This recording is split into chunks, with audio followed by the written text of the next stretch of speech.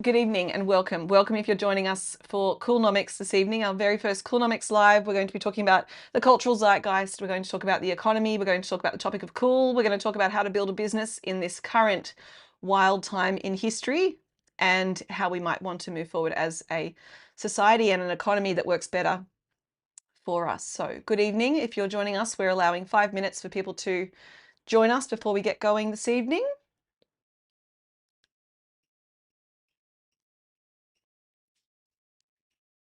Okay, and I've got Fiona McDonald here with me in the cottage here in New South Wales, in regional New South Wales. We've got Fiona, who's also a managing partner here at Coolnomics, who's going to be moderating the chat and is part of the team. Couldn't have done it without her today, bringing it all together. Good evening if you're joining us. Welcome to Coolnomics Live. Lovely to have you. Let's all settle in. We've got an hour up our sleeve. We've got a whole program to move through. Settle in, grab yourself a drink or some dinner or anything else that is the right kind of stimulation or comfort right now. And we'll get started in just a moment.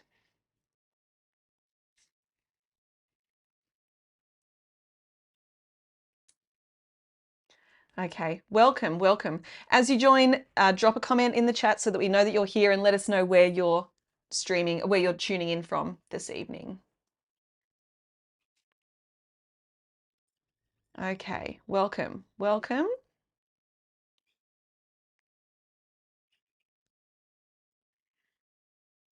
Okay, I'm just going to assign Fiona as a moderator. I've just figured out how I can do that. Okay, welcome this evening. No, Fiona, I don't know how I can do it on here. I think I did it on my phone last time. All right, that's okay. All right, good evening, welcome. It is 7:06, so we might get started.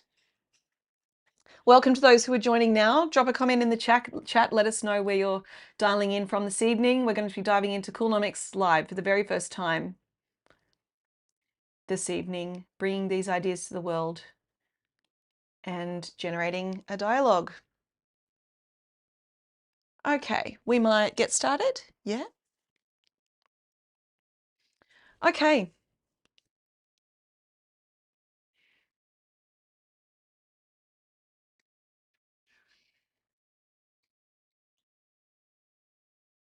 Okay, bear with me.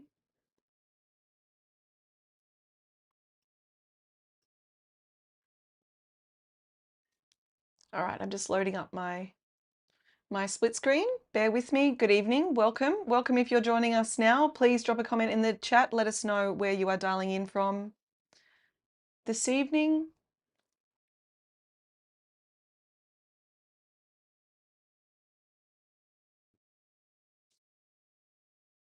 And let's get started.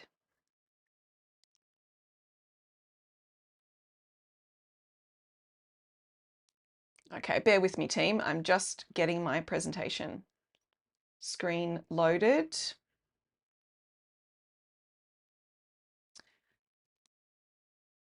Okay, now, all right, welcome. Welcome those who are joining us.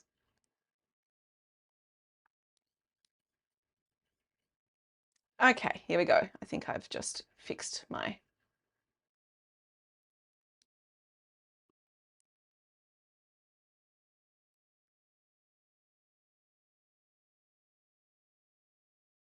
Okay, here we go. We're going to get started.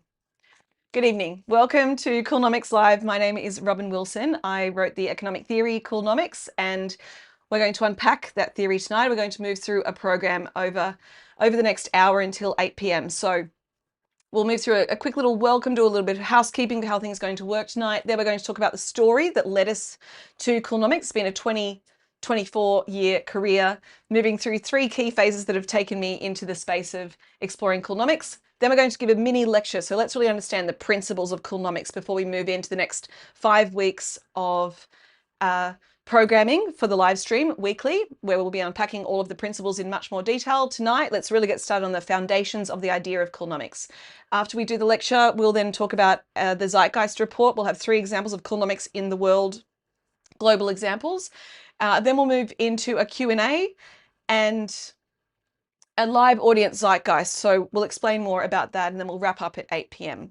So a little bit of housekeeping. And before we do that, let's acknowledge the country that we're on this evening. So we're here coming to you live from regional New South Wales near the Hawkesbury River. We are on Darkinjung country, acknowledging the traditional owners of this country, always was, always will be, Aboriginal land. And so this evening, if you have any questions, which hopefully you will, and any sort of ideas or comments or questions for more detail or for us to unpack certain things, just drop them in the comment. We'll compile them, and then at the end of the program, we've got time set aside for a Q&A for us. And otherwise, reach out in the chat and let us know if there's any questions or any problems. Oh, wow, we've got Alex Volkanovsky from London. Hi, Alex. Thanks for tuning in. It's morning there in London. Okay, let's get into it. Let's talk about Coolnomics. All right, so, sorry, I just thought about a little technical thing. All right, the journey to Coolnomics. It's been 24 years. I've been working on Coolnomics my whole career, but subconsciously, right, as we all do. We're all developing our area of practice. And I'll share with you how I've laddered up across these decades to arrive at this body of work that is Coolnomics. So I moved through a first phase of my career, started in 2001 when I graduated from high school. I moved into the city from a place called Windsor, and I was part of the early 2000s rave scene. I feel very lucky to have been around in 2001, in the early 2000s, late 90s, to be part of the rave scene. That was the true rave scene, and I really learned about being part of a tribe. I learned about experiences that were hedonistic and extreme, but also safe and powerful and mind-altering and profound. And so then after, you know, I was a raver, and then I got a job in advertising working with big agencies. I worked with brands like Oral-B and Gillette and Castrol, Cadbury back in the day. It was a good foundation to get the career started. And then I went off and got my first training, which was to go to East Sydney to go to fashion school. And I really learned about design in a very competitive environment and how to design things for the body that are both functional, that work with the body, fit the body, move with the body, but also that have form, that are beautiful. So I was really taught, and it was a pretty intense environment to learn about design versus going to say art school, which a lot of my friends were at the time. A fashion school was not pulling any punches, and so I'm really grateful for that as a foundation in my first qualification or learning. And then I went on to start my first experiential agency called View of Courage, and we worked with major brands, designing big parties for people like Ministry of Sound. It was really fun, wild, creative time, and that was really my design era. I was learning about the foundations and fundamentals of design as a practice. And then to round out that era of my life, I became a performance artist. I became a musician and a performance artist. I performed in Australia and New York with electric guitars and lots of effects pedals, microphones, costumes, projections that changed in time with the sound and lighting. I got a tattoo in front of an audience, and I let myself be a wild, creative, free artist to really know and understand what that would feel like in my spirit. And then we moved into phase 2, where it was time to solidify the practice and really learn about human behavior as a focus over the next 8 years. So I started to study behavioral science and psychology. I really wanted to understand how humans operate, because when I studied fashion design, I realized at the end of my fashion degree that I wasn't that interested in buttons and zippers. I was interested in how people represented themselves, their internal selves, as an external being. And so I guess it's logical that I wanted to understand humans on a much deeper and more structural level. I did do a bit of study at Swinburne, but I didn't graduate because during my studies and learning and research in that space, I started to develop my own therapeutic practice, and I developed it over a number of years, and then was able to take that into Australian hospitals with New South Wales Health. And it was a therapy called pressography, which captured people's life stories, excuse me, life stories in art and sound recordings, capturing their entire life story. Excuse me for a moment.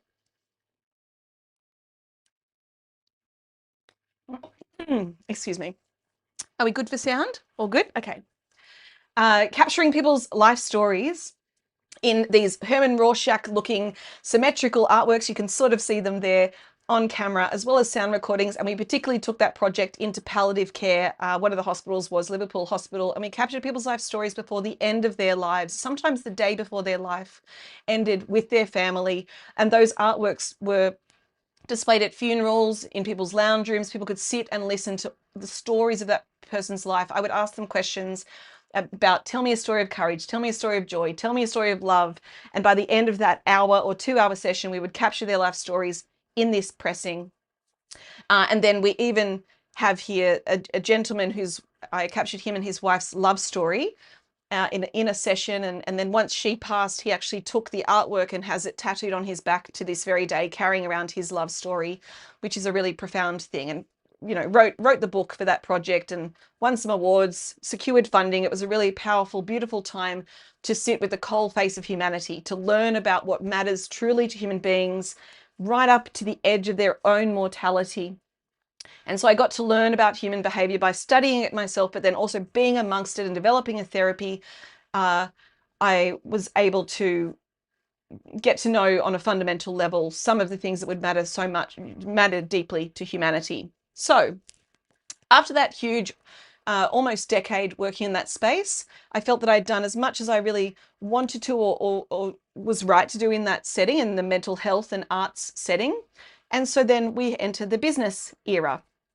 And so in 2019, I went off and got my MBA at UTS, which was really life-changing. It really rounded out the knowledge that I already had from running 2 businesses before that, and being out in the world as a creative person.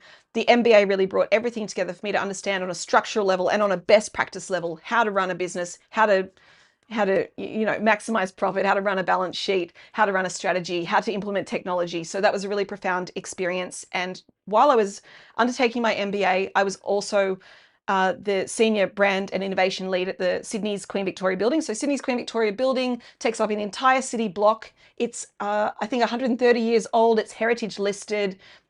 It sits on top of Town Hall train station, and at the time 33 million people moved through that building at that time. So it was a really large scale environment to be working in, to be leading the transformation of. And we were able to work with a team at UTS, and also made up of people from Qantas, Accenture,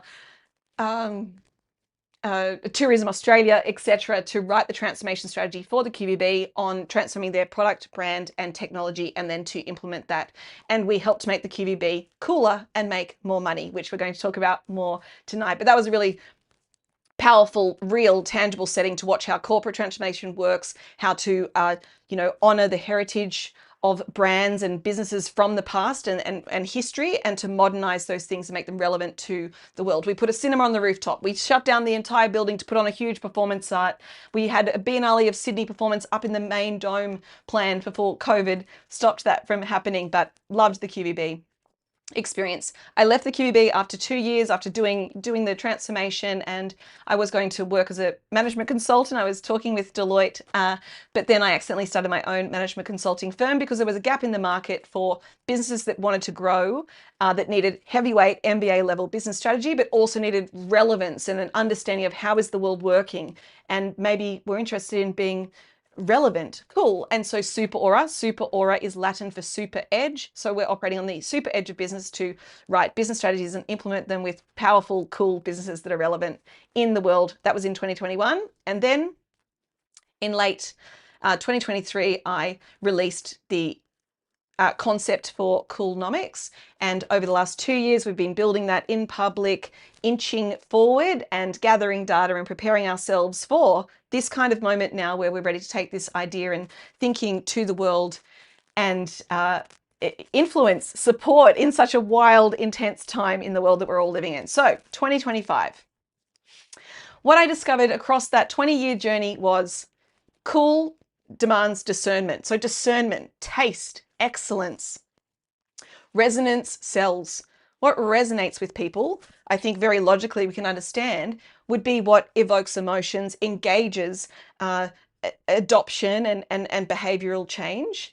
And then also, particularly the QVB experience and our strategy clients, I realized we need to bring the zeitgeist into the boardroom. The zeitgeist is often engaged with, the cultural zeitgeist is often engaged with by the social media team or the marketing team. But we need C-suite, senior leaders and business owners and policy writers working in the government who are engaged with the cultural zeitgeist. The cultural zeitgeist represents the spirit of the time, and we're going to talk more about that.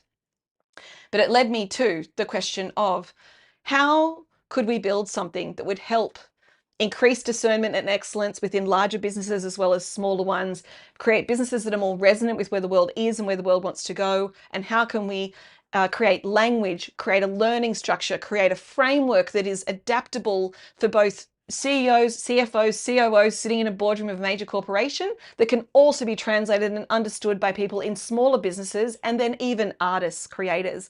And that's what Coolnomics is. It's a bridge between the underground and the boardroom. There's a huge gap between those two things, and I think the world could be better if we understood them more. How are we going for time? Okay, so we're sitting at about 7:20. How's everyone going? Can we have some comments in the chat? Is everything sounding okay? I hope all of our tech is working. It's our first time going live. I did like your fridge Siggy comment. Thanks, Fiona. Love it. Cool. All right, Dan Brophy. Okay, let's get into it. People want to just get into it. Okay. What is Coolnomics? Yes, we have our Sesame Street friends here because they're an example of Coolnomics. Coolnomics is an economic theory. It takes cool, and cool is what resonates. Cool is relevant and resonant to any individual person at a time. Cool is both an individual phenomena as well as being a collective phenomena. It is both subjective as well as there being, as we all know, there's certain moments where the collective, with a lot of the data saying, no, quite a lot of us think this is quite cool. So there's a lot to unpack there, and it's a really powerful moment. And then phenomics, which is the way that money moves or the way that value moves through a system. So as we know, economics isn't just money. It's the entire supply chain, the entire value system, the value exchange, supply and demand. And so we arrive at the economics of cool. So Coolnomics is both an economic theory and it started as a PhD proposal, but we've brought it into the public because obviously it's the kind of topic that should be with the public. And it's also a business knowledge system or an education platform. And we'll talk more about that later on. But it's a theory that it has now been fleshed out and substantiated and brought into the world, that it now is a whole system that we can apply to business and culture to improve our systems. And it's exploring the relationship between culture or the cultural zeitgeist and the economy. So the cultural zeitgeist is always moving, and the economy is moving. And that flashpoint where those two moments meet, a great business, a great idea, a great moment in society and the economy is that flashpoint of Coolnomics. And the whole premise is that the aim is to design something that helps create more of what matters to the world, what resonates with the world, to help us make more of what we want. And as we all know, that is very complex at the moment with geopolitical volatility, with late stage capitalism crushing humanity. I mean, I don't need to tell you, we all know that. So that's why I think it's the time for Coolnomics now, because we need dialogue, we need learning, and we need to work as a collective to work better with the system that we have and to move towards a system that is better for us. Big claims, but this is us. This is our job. This is society. This is being an engaged citizen. So let's talk about the economic context for a moment. So of course, we're operating within a classical and neoliberal capitalist model, which is, value exchange, profit maximization, private ownership, and a competitive market, which has its pros and its cons, as we know. Now that we're getting to the later stages of capitalism, we're probably not seeing the best version of it. Fiona, do you mind closing that door for me, just with the sound of the cars? Thanks, mate. Okay. Then let's zoom in a little bit more. So let's come into three bodies of work that sit within the capitalist model. We've got cultural economics, which is the way that culture, arts, humanity, behaviors, norms, desires interact with the economy. Then we can also consider some of the learnings and the tenets of behavioral economics, which is also the way that people behave and the way that they desire things, but on more of a scientific level versus the cultural economics. And then, of course, if we're doing Coolnomics now in 2025, within the context of where our world is at, it needs to be regenerative. It needs to be sustainable. And as we know, that is not simple. You can't just greenwash. You can't fake it, just like cool. You can't fake regenerative or sustainable practices.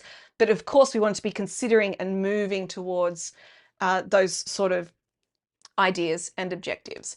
And so when we zoom right into the very center, we arrive at Coolnomics, which is the flashpoint between the most potent moment, the cool, the resonance, the desire in the market, and the money meets it. And we're understanding how does emotional resonance interact with authenticity and moving towards sustainable human behavior. So that's our economic context. Now, what are we doing here? Let's just take a step back for a moment in terms of the actual project. So phase one was late 2023. I wrote the PhD proposal and came up with the name Coolnomics. It was going to be a PhD on the science of cool, but then once I got into the proposal and was interrogating the idea further, I realized, oh no, the economics of cool is much more complex and much more useful, I think, to the world than the fun of the science of cool. So we've spent the last 2 years building in public. We've released the white paper. We've been invited to do certain things. And now we're in phase two, where we're now codifying and starting to contribute this back to the world. So in this year has been a big year for Coolnomics. We published our first national report, the Resonance Report. We've lectured at UTS to the MBA program. The MBA program that I did. It was really beautiful to be invited back and to lecture those MBA students and teach them about Coolnomics. And then also giving keynotes like at Macquarie Bank recently with the property investment sector, which was really exciting to talk about Coolnomics in the workplace and how to create workplaces that people actually want to return to and come to. It's the same kind of rule. You've got to make a workplace magnetic, a place to be, logical, desirable, undeniable, just like cool.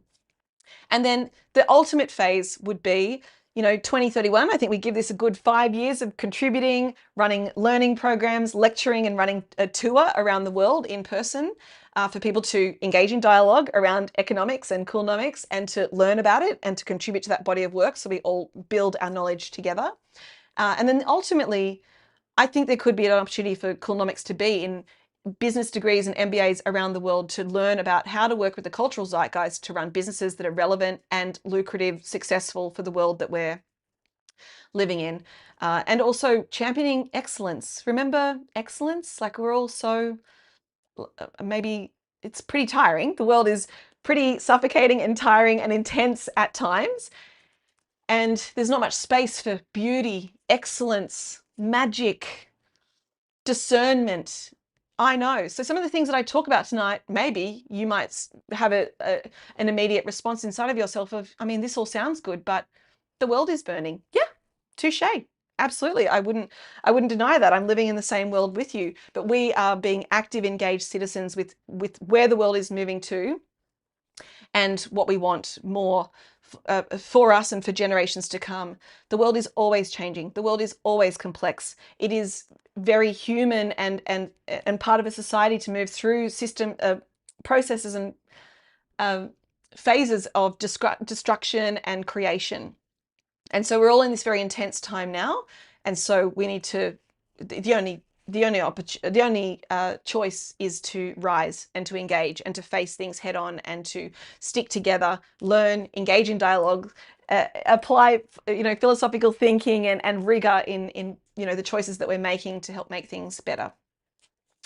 Okay, let's get into some of the fun stuff. So what is cool? And of course we've got Dochi as, on the cover page of cool.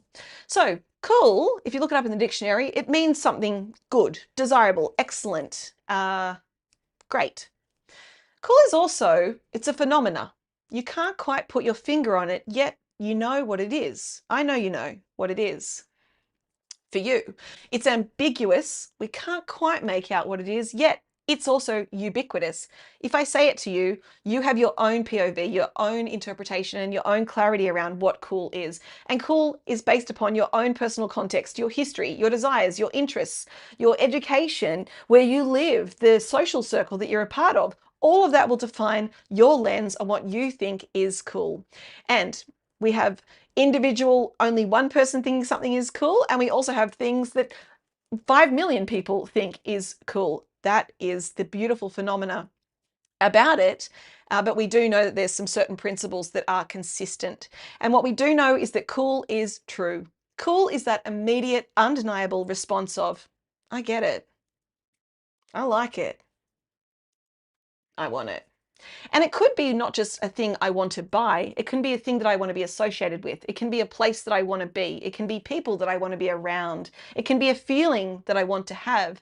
And as we know, most spending is based on some sort of emotional desire. It could be at the bottom of Maslow's hierarchy, where we're engaging with emotions of surviving, right up to self-actualization, indulgence, beauty, magic, luxury spending. So there's different kinds of spending out there for us, but there has to be some sort of want, undeniable nature for it to be cool and rich. You can't fake it. You can't manufacture it. It's either cool to you or it's not. And how do we create things that are cool? We engage in practices that are encouraging discernment, taste, excellence, commitment, iteration, etc. We're going to keep talking about all these sort of things. How do you do it is a whole art form. Many of you are doing it already right now. And some of us might be students. Let's speak to that for a moment. We would have a mixture of people here this evening, different age groups, different generations, and that was intentional as well. The people that I've invited to this very first one, you're here at the very first one, you're the early adopters. In fact, you're the innovators. You're at the very beginning of that bell curve. Here, a very small number of people because we didn't promote it widely, and you're here at the very beginning of something beautiful and new. So welcome. This is like a very cool, I guess that's, a cool kind of principle to be on the cutting edge, and I hope it delivers. Okay, Coolnomics principles. Let's get into it. We've got 5 principles. For something to be Coolnomics, and also Coolnomics is on a spectrum, and our businesses are going to be, and brands, ideas, anything that is relevant to this conversation, are going to be moving up and down that scale at any point in time. Sometimes we're going to get a 5 for any one of these objectives. Sometimes we're going to get a 0. This is the humbling nature of being an originator, being a someone or a leader who's bringing things into the world, that you're always scanning your environment to see how you can be making what you do better, stronger, richer. So cultural relevance, we'll go into these more in a moment. Emotional intelligence or emotional potency, authenticity and credibility, commercial viability. I mean, that's a whole MBA in itself, that pillar, but it, needs to follow the commercial principles for it to be Coolnomics.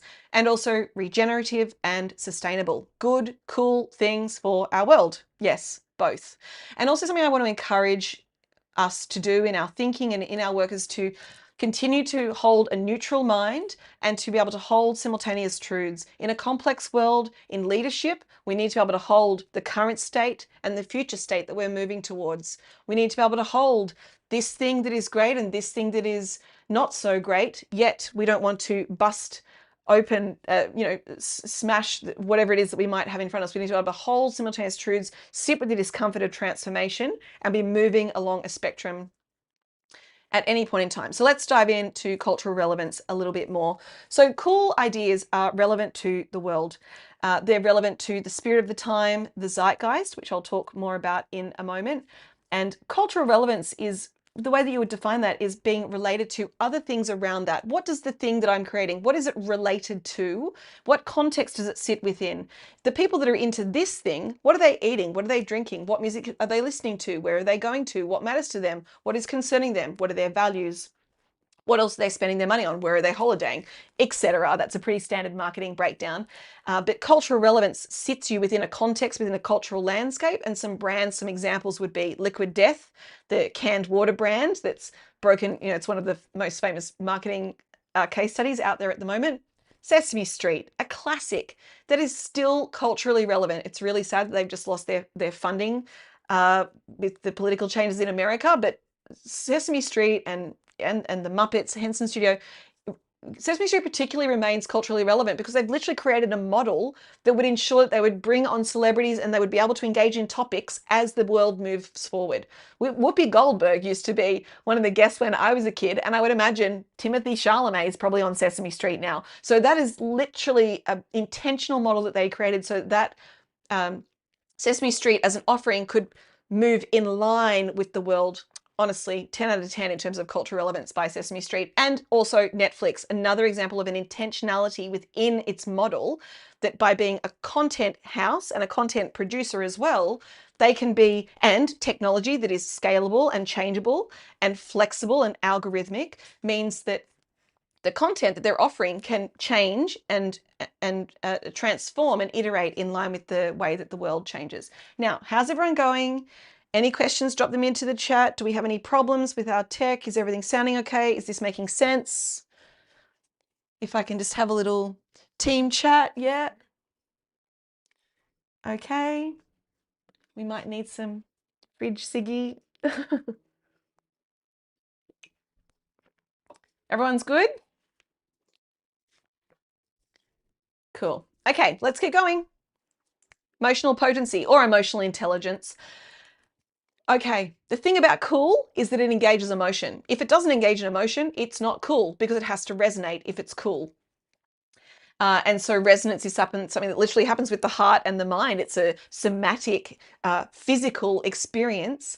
And so some of the best brands, some of the best businesses engage with emotion, and it becomes a gateway to action. If we can open someone's heart, if we can engage someone's mind, then we have the ability to influence them, sell them something. I don't like to talk about in too much of an on the nose commercial way through Coolnomics, but yes, sell things to people, get them to change their behaviors, get them to adopt a new behavior, get them to do something or vote for something or be a part of something. Emotions are powerful. And when we talk about emotions, we're not talking about just crying. I don't know, I just feel like whenever you talk about emotions, you think about a room of people crying. Emotions are joy, emotions are fear, emotions are terror and ecstasy, hedonism. Hedonism isn't an emotion, but if we can engage emotions, then we have the ability to be able to do things with humans. So for it to be Coolnomics, it has to have some level of emotional potency.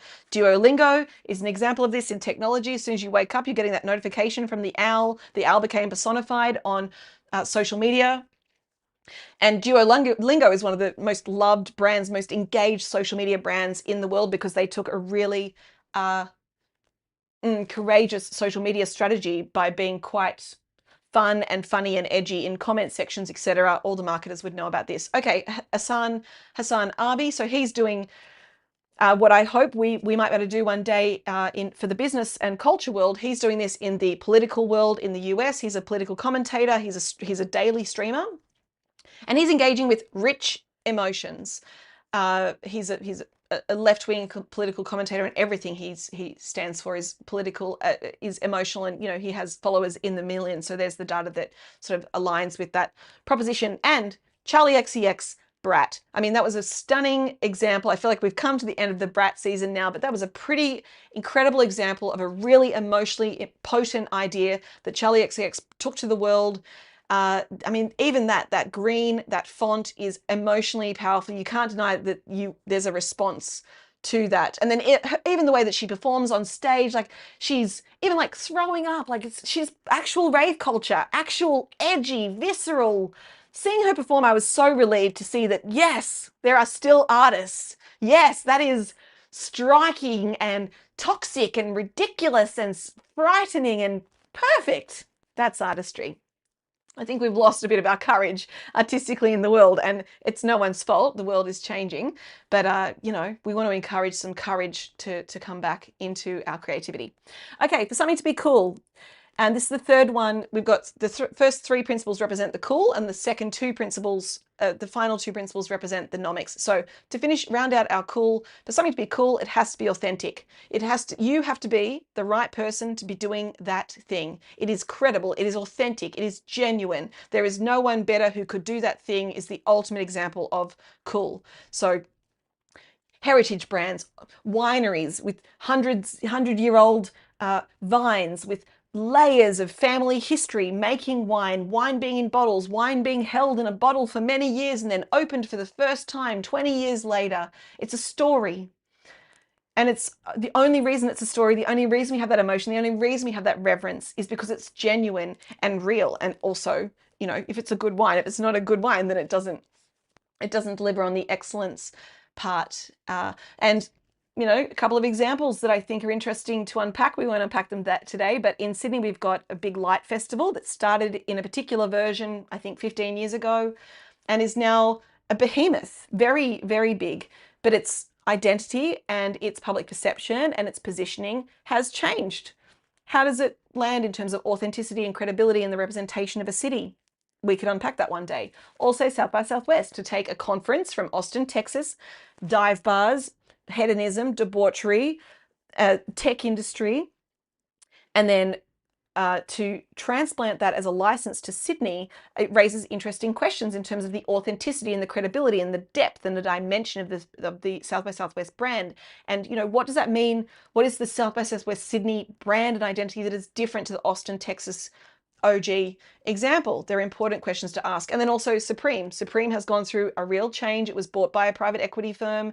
It used to be a very mega hype business and brand. It's changed over the years. Where's it at now in terms of credibility and authenticity? I mean, it's still pretty heavyweight, but it's different. Probably Tyler, the creator, and Golf, his brand, Golf Wang, is maybe more of a front runner now in terms of being on that cutting edge and that intensity, because he's out there, an actual figure who is culturally relevant, emotionally potent, and very good at what he does. So maybe he kind of takes up that foothold maybe a bit better than what Supreme, might have done in the past.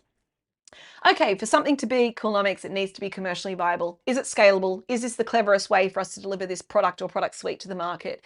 How's our balance sheet looking? Are we considering the equity and the value that we're building within the actual entity of the business or the brand around the product that we're offering to the market? So we're talking MBA, commercial management, and considering things through that lens and applying the technical practice of commercial viability. And, Apple these days, they're just as much a bank as much as they are a tech giant because of Apple Pay and because of clever ways of running a commercial model. And so often some businesses are actually driving a lot of their revenue through streams that you don't see as a consumer on the front end. And when you unpack the business model of Apple, you come to realize that there's, and also Starbucks, billions of dollars being pumped through these entities that aren't just about the product being delivered to the market. And that's when you're applying technical rigor to a commercial model to get the best outcome. Skims, Kim Kardashian, Emma Grede, a hugely scaled apparel business, leveraging the Kardashian fame and incredible technical rigor applied on a commercial level, because it is so scalable and wearable, functional, utility, right? Skims undergarments, Skims t-shirts, Skims bikinis, Skims nipple bras, Skims bush G-strings that they just released. So they have a really nice blend, Skims, of emotional potency and edge and intensity and controversy, backed by a really beautifully, I don't know if we should use the word beautifully with capitalism, but we want to run successful businesses and make money. We don't want to be, sidestepping that.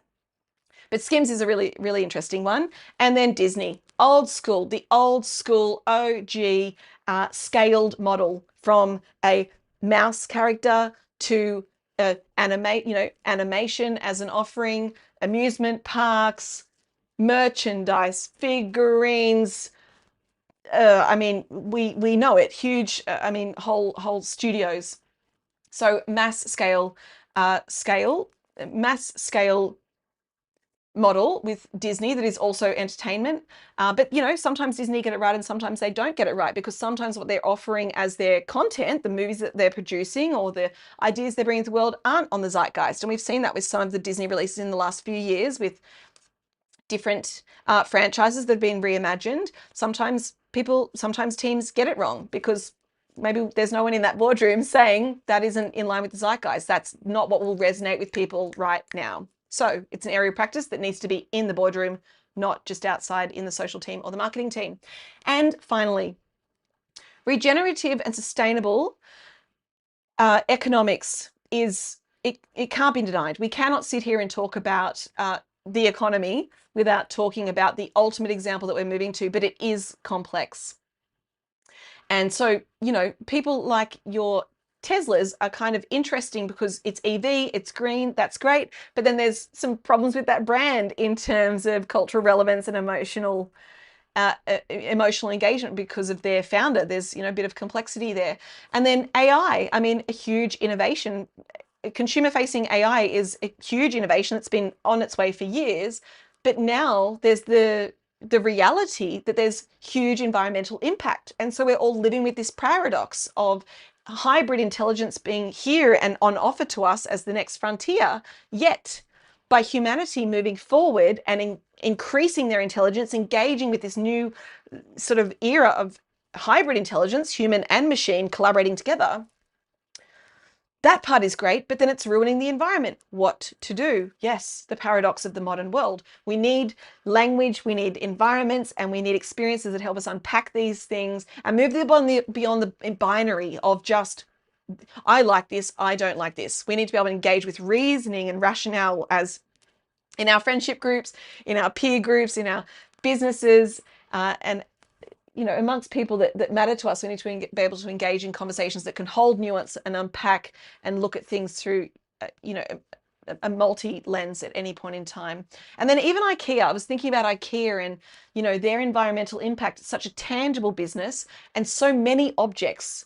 IKEA is outputting so many items and the impact, the footprint of that is massive. Could that be done better? And we know that they've made some moves in that direction. But I would imagine, it's an imperative for businesses to move in more of a regenerative direction in order to be relevant to where the world is at, because otherwise the consumer will eventually push back and that zeitgeist will swing. Okay, how are we all going? How's that all feeling? That's the lecture. How are we going for time? Okay, all right, 15 minutes left. Let's keep going. True. So next time we will start with the Zeitgeist report. Tonight we've started with the Coolnomics 101 because you've got to learn the context to understand how we're actually talking about the Zeitgeist report. But this evening we're going to do the Zeitgeist report now. So I won't go too deep because we've got to keep this rolling. Let's talk about what is the Zeitgeist. So Zeitgeist is a German word, Zeit meaning time, Geist meaning spirit. It's the time spirit. It's the spirit of the time. I love it. It's a gut feel, yeah? It's a gut feel and it's data. Social media can tell us what the zeitgeist is. The media can tell us what the zeitgeist is, but the zeitgeist is also up to you. It's your gut feel. It's your intuition. And to be a great business leader, to be anyone who's creating things, you need to have a good gut feel of where are we now and where are we heading to next? Where is the zeitgeist? So that's part of my job as a business strategist, is to be able to speak in a very clear way, very clear POV to where is the zeitgeist at? Will this business work, or will this version of the strategy work, or will it not? And you never know for sure, but strategy is drawing a line in the sand and seeing what remains once the waves wash up a few times. You start to see what sticks, what is true. So the Zeitgeist Report, 3 examples of Coolnomics in the world. And when I say Coolnomics, it doesn't mean that it's positive. It just means that it's resonating, relevant, potent, and engaging with the world in some way. So we would have all seen across our algorithms in the last week, let's just play them again. We've had Jake Paul, who's actually an investor of Sora, which is an OpenAI video, the new OpenAI video platform. Jake Paul is an investor in that, and his likeness has been used across a bunch of videos with him doing unusual things, workout videos, Halloween costumes, but then also him in prayer settings and other cultures. We had Tupac, we had Queen Elizabeth. We can easily sit here and talk about whether we think that's appropriate, because also, as we know, OpenAI had to make the call that Martin Luther King Jr. would not be allowed to be used in his likeness to be used in AI videos, which makes sense, feels very logical and appropriate. But what does it mean when we start to see these iconic figures showing up in this sort of uncanny valley, odd, non-contextual setting? But what I would say is that was an incredible way, just in the same way that when ChatGPT launched their image generator, again, the ethics is a different conversation to this, but it was incredibly culturally relevant to allow Muppets, Studio Ghibli aesthetics to be utilized for people to generate their own images from it. That is cultural relevance right in front of you. Those characters, those aesthetics have a whole feeling and have a whole history and have a whole relevance to people, and that caused mass adoption and therefore mass commercial outcomes. Same as Sora, all those ridiculous videos that showed up on our algorithm of Jake Paul, etc., doing things, engaged traction and were sticky in the market because they were provocative. Okay, our friend Zohan Namdani in New York City is a really interesting character and very of the moment. He's a self-identified democratic socialist and is, the front runner to be the new mayor of New York City. I find him to be a really interesting character. He speaks to values and integrity. He carries himself well. He is a man of color, of a different nationality to the average American candidate in these sort of settings, and he's been running a campaign that is both utilitarian and speaking to cost of living, transportation, infrastructure, rental caps, real things that were perhaps some of the missing parts from the Democratic campaign on that federal level.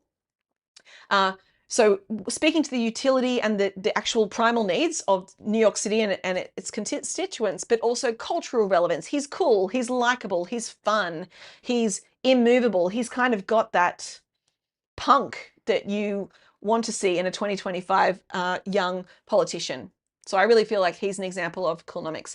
Okay, and then finally, hedonism, debauchery, fun, drinking, other things that human beings like to do. They've done them since the dawn of time. We've all had fun doing different things, but once that becomes harmful, we're in the wrong territory. And we've seen a reckoning happen with Sydney's hospitality in the last few years, from the Swill House Group right through to Maryvale, undergoing pretty intense cancellation and public outcry pushback because of some of the behaviours that were allowed within their senior leadership teams and some of the harm that was done to some of their staff and patrons. And we've got groups, courageous groups like Rachel Hare and team from the Sorry Not Sorry collective, who are working to contribute cultural change to having a hospitality industry that is hedonistic, fun, debaucherous, edgy, but not harmful. And I think we all know there's a clear line between fun debauchery and harmful debauchery. And so we're moving through that reckoning. And we actually wrote about this in our resonance report earlier this year about how people are spending their money differently. And your hedonisms, your Maryvales and your Swill houses are still going and quite commercially viable. But it's raising questions in terms of where do we want, what do we want our hospitality to feel like? Because we're the citizens, we're the society, we're a part of it. We have power with our wallets, our votes, and our social media contributions, to name a few. Okay, Zeitgeist report. All right, I think we're right here at 7:50. Excellent. Okay, Q&A. We've got a few questions here. I might move into those in a moment. Let's take a moment just to slow down and let's do our live Zeitgeist. Now, this is an experiment. We've got a small number of viewers today. You're the lucky few. You're the innovators of the bell curve that you'll hear this evening. But imagine if one day we had 1 million viewers. We would have access to a live Zeitgeist. When I say a live Zeitgeist, how do you feel? How does the spirit of this time feel? How does your spirit feel in this time? And how would you like to see the spirit change or feel different? So I'm just going to try an experiment here, and we might have a bit of delay with the data coming through on the chat. I've got 3 questions for you. Question 1, how would you describe, in one word, how would you describe the spirit of the time? How would you describe the zeitgeist of our world now? One word to describe it. We're inviting data, we're inviting the POV of our viewers to speak to the spirit of our time. Yeah. Chaotic. Yeah. Heavy. Yep. Okay. While you're contemplating that, and as others come through, the next question is, what is the spirit of your time churning? Yeah. What is your spirit of this time, your personal zeitgeist? How do you feel at the moment? If you were to give it one word, one median point, what is the collection of individual zeitgeists, individual spirits in the room this evening? How would you describe how your spirit is feeling in this time? Yep. Hectic, tired. Yeah, agree. I would say, if I was to use a word, I would say on. I agree with all those words as well, but I would say I feel very on. Need to be on. We need to step forward. We need to be alive. We need to be awake. We need to be engaging. We need to be courageous. We need to be committed. We didn't choose to be alive in this time, in this era. Maybe 1976 would be better. 1997, 2001. But no, we're alive at this age, in this moment, now. I think probably for a reason. So we might as well step up to the plate and be what we need to be the kinds of citizens and society members and business leaders and artists of this time to engage with a world that is churning, hectic. Oh, Monica, hello, good evening, welcome. Hustle, optimistic, love it, alive, beautiful. Okay, final question. How would you like the spirit of the time to feel in the next era? Let's round out in an optimistic way. Let's engage with our hearts and minds and somatics, our spirits, and think about, how do I want the world to feel? How do I want the spirit of the world to feel? I just think that's a lovely data moment to invite us to consider and to set a North Star in this very first episode, to set a North Star of the kind of feelings and spirit and dimensionality and zeitgeist we might want to move towards. Considered, calm, nice.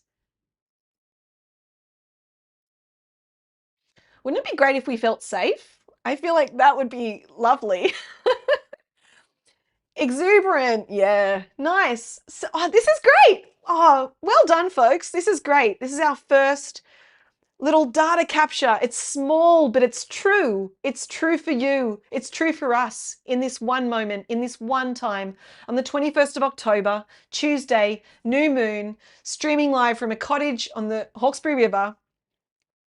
This is how we're feeling, and this is how we want to feel.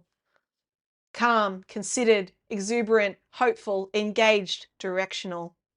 Hot. We've got a great audience tonight. I love those words. Great data, great vocabulary. Excellent. Okay, questions. All right, let's quickly do this. We've got 4 minutes left. Let's answer. I saw 2 questions in there that are sticky, but let's answer them. Let's apply the Coolnomics thinking to it. Okay, Dan Brophy asked, speaking of US politics, how would Coolnomics explain Trump's power? Whew. Okay, everybody take a seat. No, I've thought about this a lot. Obviously, I think a lot of people have thought about, why did that election go the way that it did? By the way, we're bringing a neutral perspective. Yes, I have certain values that you will see come through. My values are justice, kindness, fairness, equality, goodness for the world. So I think you could probably imagine who I'd vote for in certain elections, but we're taking a neutral perspective here because we're talking more about the reasoning. We're talking more about the philosophy of these things. We're not here to have a debate in this moment. So Donald Trump, I believe, won that election, and I mean, he holds power. There's a lot of dimensionality to that picture, but I'm just going to talk about, say, the vote and his power, the question. Donald Trump knows how to be culturally relevant, emotionally potent. He is authentic to his style, to the archetype that he represents. He is probably he's an icon of that kind of person, of those sorts of behaviors, of those kinds of cultural touch points. Commercially viable, not regenerative or sustainable. Like I said, doesn't mean you're going to get 5 in all marks to be Coolnomics. Generally, I would say that you need to have something going on with 3 of those points to be considered within the Coolnomics territory. But that's how I would explain. I think we could all agree that Donald Trump ran a really strong race and engaged with the primal base needs of the American public. I mean, who knows what went on with the election, but from what we're seeing, he was relevant. And also the branding is really strong. Okay. Those red hats with that typography, hate to say it, It's really strong. So we can learn things from people that we disagree with. We can learn things from people that might be in a territory that we want nothing to do with. Yet there are going to be fundamentals sometimes that we can learn from and adapt to our own needs, where we might have missions that, you know, are informed by the good. Okay.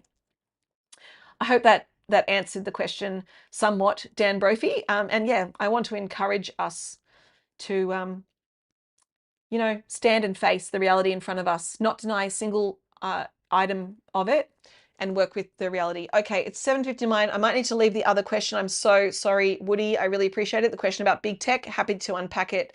Oh my gosh, Fiona, MAGA hat for Christmas, stop it. Okay. Let's come to our end. Wow, welcome. Thank you everybody for your time this evening. All right, let's wrap this up. So that is Coolnomics 101. We've got a foundation. We're just getting started. This is a big idea. There's a lot to learn. There's a lot to unpack. There's a lot to hear back from you, to contribute to it, to make it really what it needs to be for the world to be as useful as possible for our generation and generations to come. Over the next 5 weeks, we're going to take one principle per week. Next week, we're going to talk about cultural relevance. We're going to talk about what actually is culture. We're going to talk about lineages. We're going to talk about heritage. We're going to talk about how to create things that are relevant to the world within the context that we're operating in, considering the history and the future simultaneously. And then after that, emotions, authenticity, commerciality, and excuse me, economics. Now, the ultimate level of this would be to learn directly in an environment together. So early next year, we will run our first Coolnomics Pro cohort, a 3-month sort of mastermind, part philosophy salon, part business learning program, like a mini MBA, that engages with dialogue, videos, and learning how to write strategies that are relevant to the world, that make money, and that are good for us. So that'll be, you know, where we're heading towards longer term. And finally, tell your friends, invite your neighbors. Be part of this. If this has been inspiring or interesting to you tonight, we're going all in on Coolnomics now. We're really shifting away from the strategy work at Super Aura to go all in on Coolnomics, to really take this to a broader global audience, because it is a global idea. We're utilizing a live stream because we feel this needs to be more of a live dynamic than, say, a podcast or just a series of content. And I would imagine one day we will be both in the world, having live experiences, live Coolnomics lectures, debates, contribution, ideation sessions, strategy sessions, doing our work and applying practical skills, as well as being an online ecosystem. So I'm so thankful and delighted that you've joined us this evening. I really hope that some things have landed for you, that we've planted some seeds. This is just the beginning. We're just setting the foundation. Let me know if there's any questions or comments before we wrap up, but otherwise I will wrap up in a few minutes. But otherwise, you know, keep following us on Instagram. We're going to start doing a lot more on TikTok now that we've launched this first live stream, and we'll be releasing clips from tonight's session, as well as capturing the entire recording, saving it to YouTube so that you can watch it afterwards or share it with anyone that you think might be interested. But yeah, very interested in your thoughts, feelings, and contributions to the body of work that is Coolnomics. We can't do it without you. It's for all of us. Okay, all right. I think we might be wrapping up.